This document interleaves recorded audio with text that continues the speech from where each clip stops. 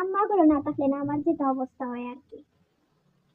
আমার আম্মা গেছেন কি বিয়া, তখন আমার খাইবার কিচ্ছু নাই। এখন ভাবলাম যে কিতা খাওয়া যায়, ফ্রিজে দেখো একটা ডিম পড়ে আছে, তো ডিম বিক্রি হয়, ডিমও খাইয়া বাঁচি কেনে।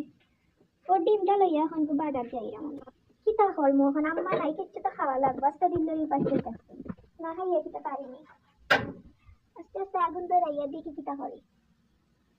পেঁয়াজ যদি খাতাম ডিমন লাগিয়া ওখানে ভালো লাগে না, ওলাখান ডিম আমলেট হইয়া খাই দেবো চিন্তা করলাম।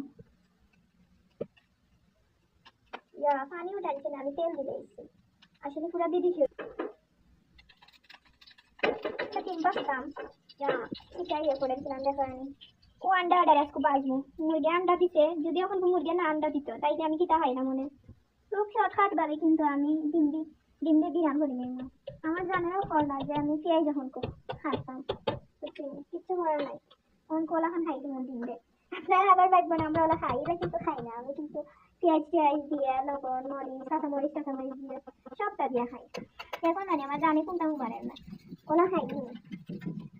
আসলে গড়া মা না থাকলে না দুনিয়া বড় অন্ধকার। আমার মা কিছু সময় লাগে গেছেন বিয়ার, অথচ আমার দেখো খাওয়া হয়তো বড় মুশকিল হয়ে গেছে। ডাল দিলাম আমি, কিটা ডাললাম আমি, রাখে না হলে আগুন তো দিলাম।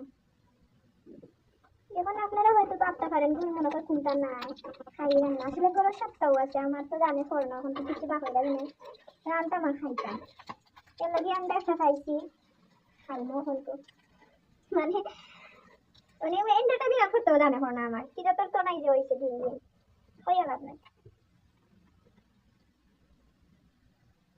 আপনারা জীবনেই রান খাইছেন মানে এমনিতে রুটি দিয়ে খাওয়া যায়, বাদ দিয়ে মনে করেন পেঁয়াজ টেয়াজ দিয়ে খাই যায় আর কি।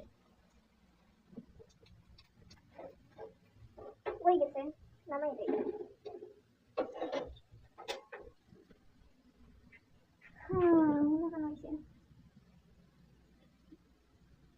মজা হয়েছে মানে মোটামুটি।